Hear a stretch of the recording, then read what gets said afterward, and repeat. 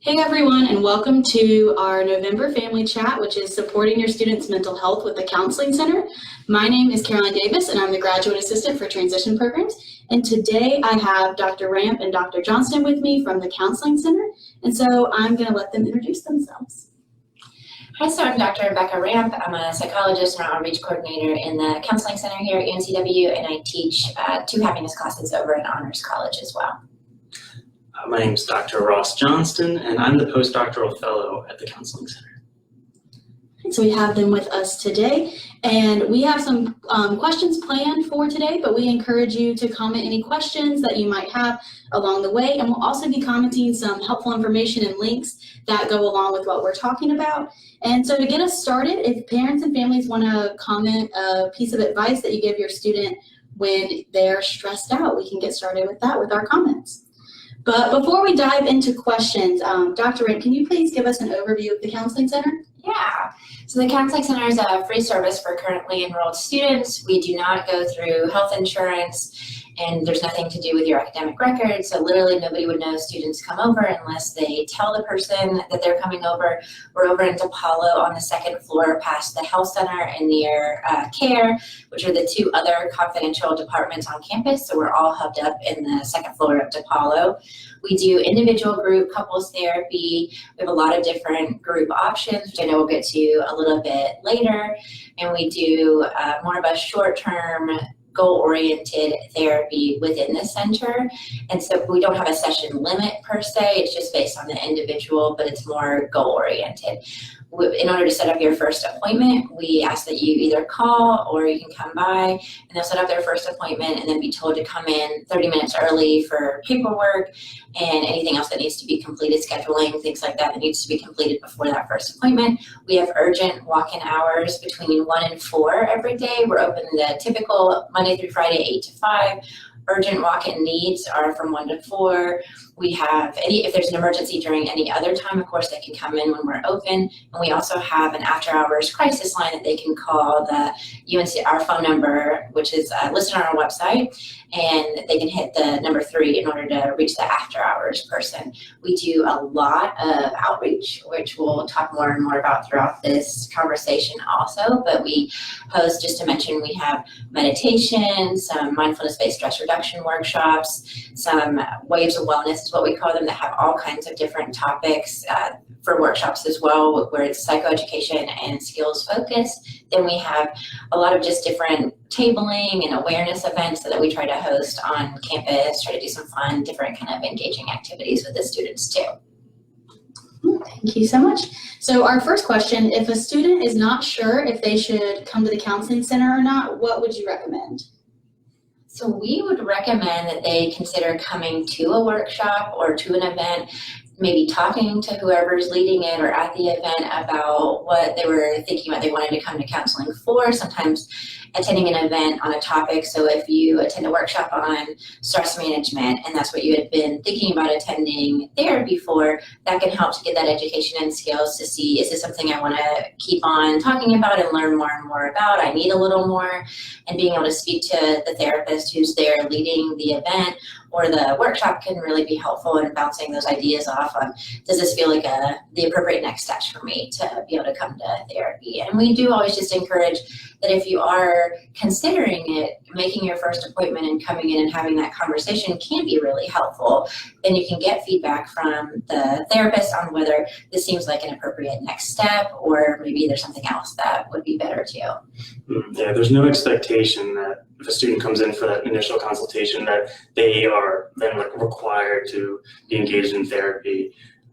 It's really an opportunity to discuss what's going on with somebody, and then together we create some kind of a plan, whether it's going to be coming to work with us or getting connected somewhere out in the community. We can refer out to providers locally if that seems like a better option.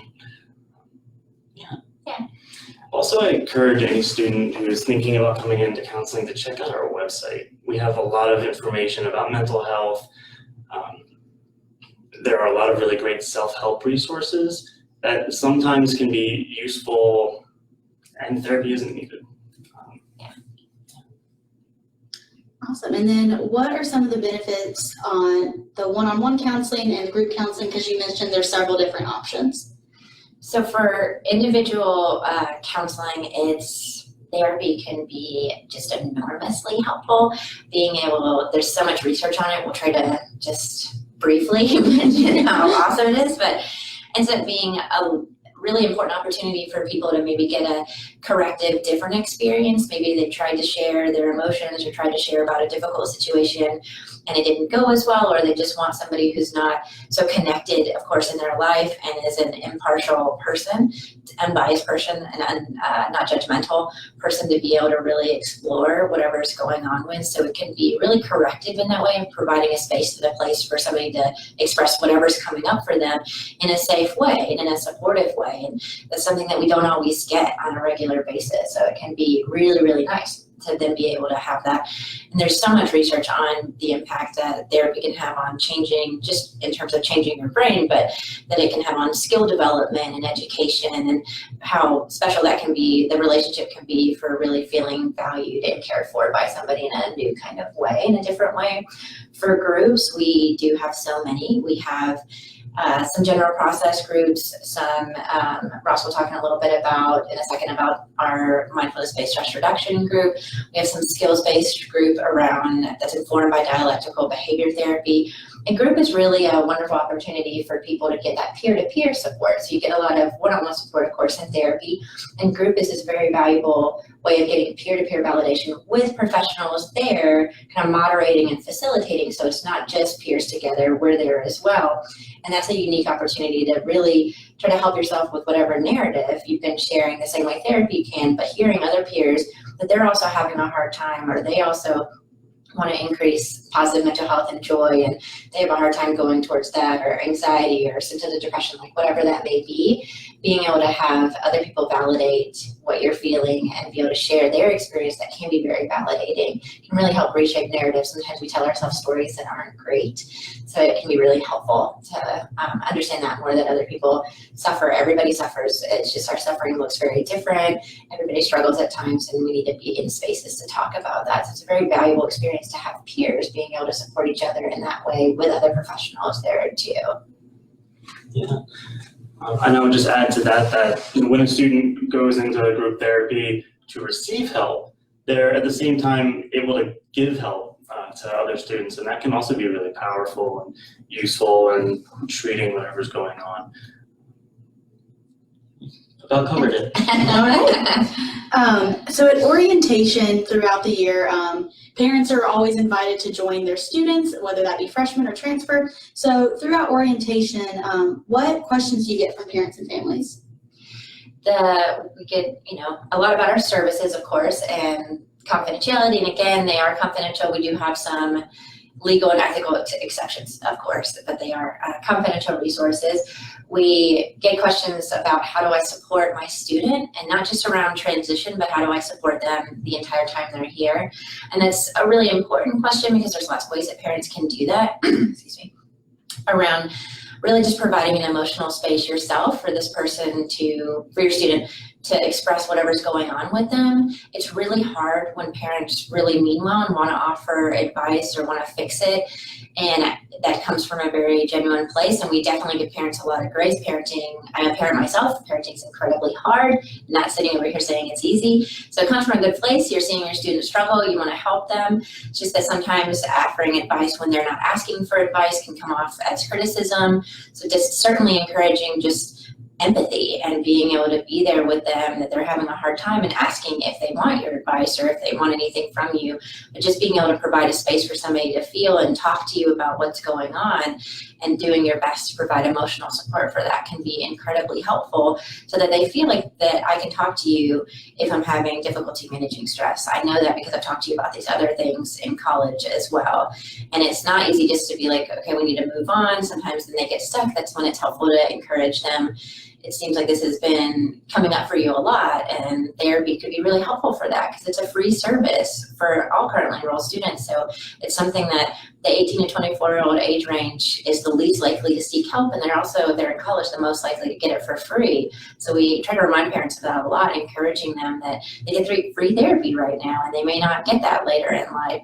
So being able to refer to us is going to be helpful, but certainly there's a lot of different ways that your parents already know that they support their students' mental health, they support their student through college. It's just really reminding that sometimes they just need that emotional space and place to be able to talk about whatever's going on for them and whatever hardships they may be dealing with and whatever joy and strengths and successes they may be having in college too.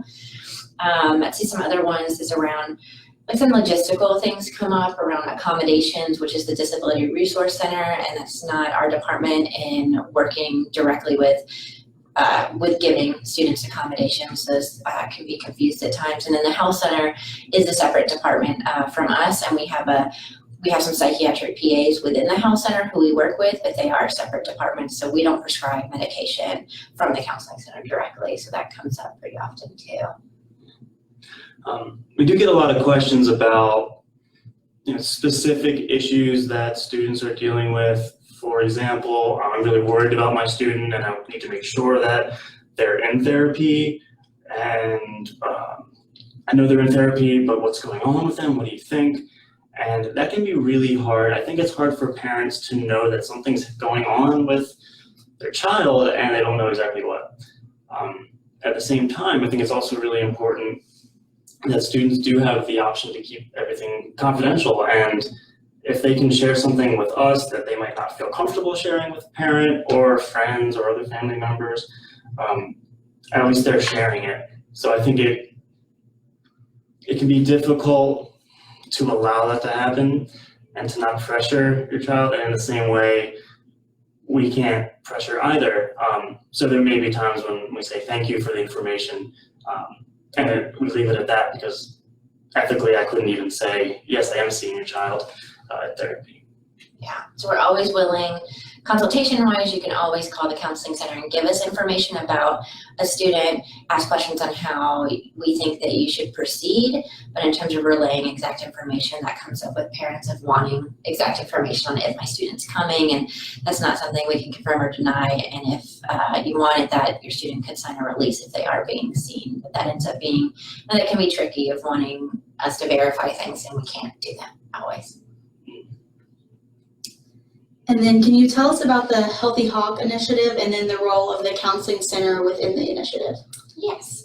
So Healthy Hawks is an initiative really spearheaded by the Rec Center, Counseling Center, and Health Center under the Division of Student Affairs under our Vice Chancellor.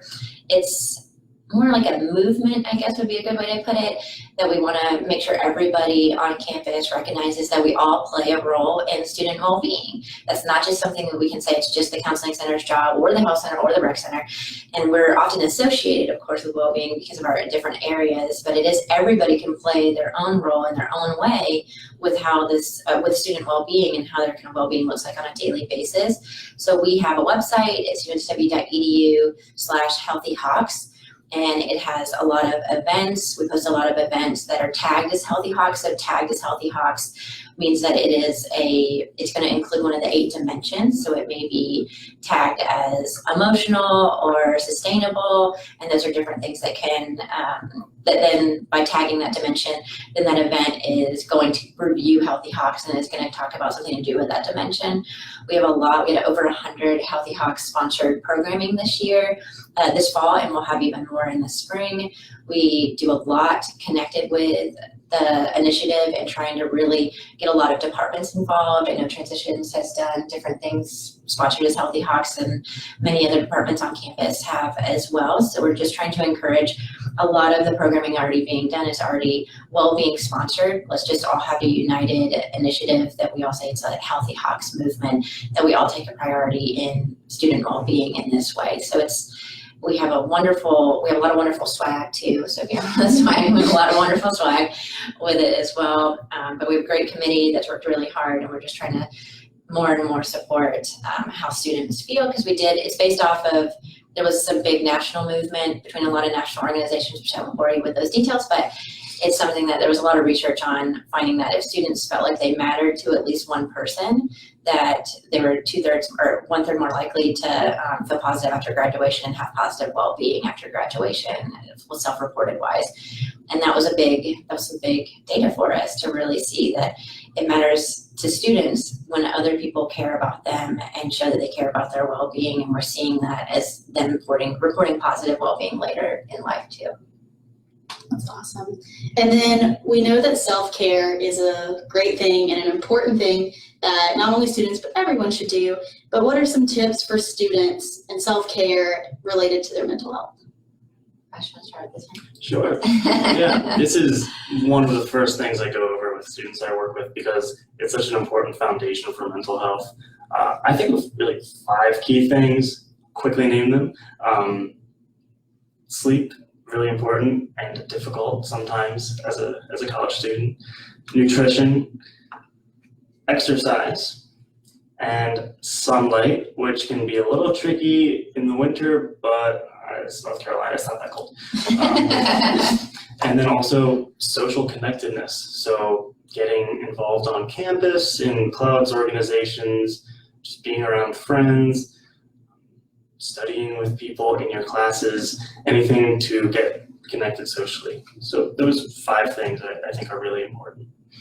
Kind of expand upon sleep. We know that sleep mediates everything. So the less sleep people get, the more likely they are to experience different negative symptoms of mental health. So more anxiety, more depression, more likely to make not the best choices when it comes to not just school, but Everyone, so if you're just joining us or it got cut off, we had some technical difficulties, but we're back and we're gonna pick up where we left off, and then we have a couple more questions and then we will wrap it up. So when we got cut off, we were talking about tips for self-care for students.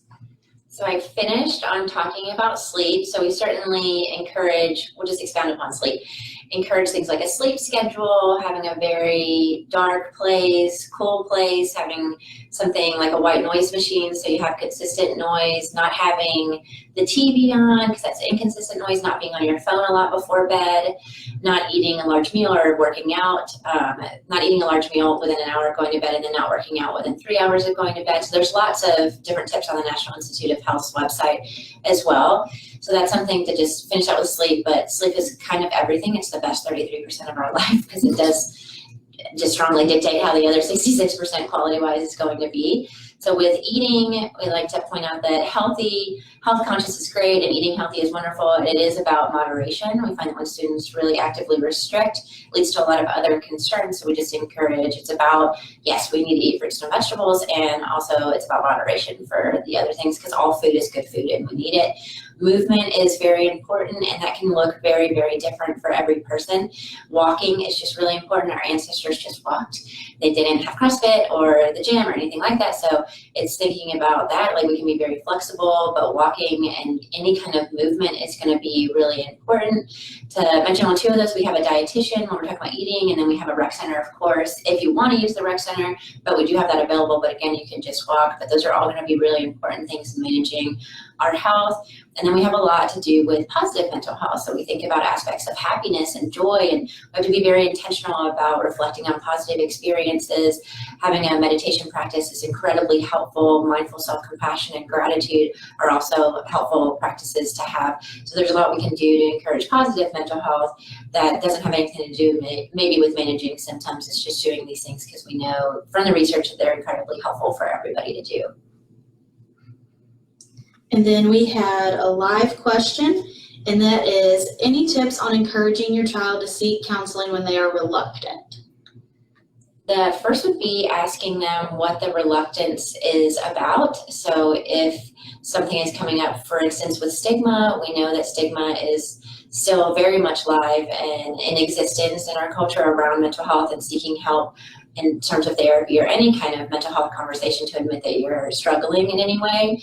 So having more questions around, is that playing a role in this? Are they not ready for change and them not seeing this as something that they need to change? Because that could be it. And in reality, people really have to go to therapy when they're ready to change and go to therapy. And this can't be something that somebody else kind of forces or wills upon them. So that would be one, kind of exploring that more, trying to encourage and remind them they do have a counseling center. It's rare that you get free therapy, and they get free therapy while they're here, so that's wonderful. So those are always nice reminders of this is here for you, and they can help you explore this even more. And maybe this seems to be coming up for you a lot, and this is a place where you can go and explore why that is and what's going on maybe with that.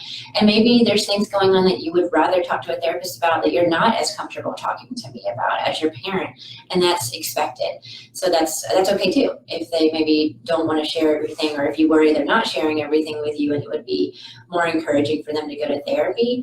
Again, though, if they're not ready, that's something that I know can be hard, and we just go back to providing that emotional space for them, and listening and supporting and hoping that they're ready for change eventually. But that's something that certainly can be challenging as a parent, to watch a child struggle and know that, to you think there's things they can do differently, and they're not in that space and place yet to do things differently too.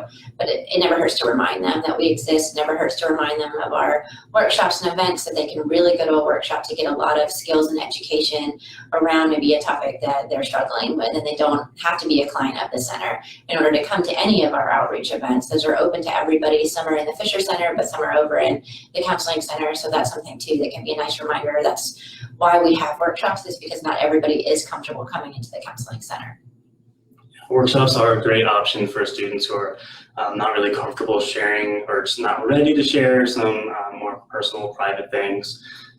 We have our Breathe program, which is a 6-week mindfulness-based stress reduction program. We're currently on our 6th week of the current program, but we'll be doing it again next semester. It's evidence-based, so the science does say that it works. And I personally, over the past 6 weeks, seen incredible growth in the students that are in the group currently. It is focused on getting more present in your life, coping with stress, getting out of your head. We do some meditation, mind-body health type things, and it's useful for anybody, whether you're struggling or not. And I think that can be an important message to send to your child too. You can feel a little bit less like, oh, I need help, but oh, I'm going to do this thing that's going to help me and would help anybody. And so I want to encourage all parents and families to pass along the information that we've shared today to your student, and anything that you think that of all the services they've mentioned, what might benefit your student specifically. And then one last question, what is one resource that your office has that you wish more students knew about? So I would, and I know we probably have something else to emphasize, but I would say our workshops, we do a lot, and that's an immediate way that in the spring, we'll have almost one a week. So that's something that they can immediately get some education and skills and information on immediate kind of techniques to use to help alleviate any symptoms or stress that they're experiencing of anything, any struggles. All of these are most of our workshops are very generalized, that you could really apply them to many different mental health concerns. That's the beauty of them, and that can be very instant. So we encourage that. We have a Waves of Wellness workshop series. It has a different topic every single week, and you don't have to be a client of the center either to be able to come over, and that's a very therapeutic experience without maybe being in therapy. So that's something I wish more and more students would attend, of course, because it can be helpful if you're not in a space to do therapy, or kind of if you're in between sessions of therapy too. I agree. I think that's number one, but also groups. Groups are just so helpful. There's so many unique benefits, and we have a variety of them. We already talked about it, but I do want to plug our men's issues group that we'll have next semester. So guys, if you're having any kind of difficulties, and it doesn't have to be obviously related to masculinity, but it probably is anyway. So it's a useful group to connect with other men, maybe in a way that you haven't before. That'll be next semester. Yeah, so definitely our groups program is wonderful. We just, students can be a little reluctant to engage in a group because, again, of that stigma, feeling that I'm the only one having a hard time, but there's a whole group, and then there's well over thousands of students that use the counseling center. So there's a lot of people that struggle, of course, just like there's a lot of people that use therapists in the community too. Yeah, and if you're scared about group, you're probably not the only group member who's scared about it. Well, I'd like to thank you both so much for joining us today and talking about supporting your students' mental health. Our next family chat in December is going to be about adjusting to your student being home and what that transition looks like, because it might be the longest they've been home since they moved away. And then if you want to sign up for Transition Programs Family Newsletter, if you go to uncw.edu/transitions, and then you'll click on the Family Programs tab, and then there will be a newsletter tab, and you can sign up for that. To follow Transitions on Facebook, Instagram, and Twitter, it's at UNCW Transitions. And to follow the Counseling Center on social media, it's at UNCWCC. And I'd just like to thank you both so much again. Thank And you we'll for be having back. us. And we'll be back next month. Thank you.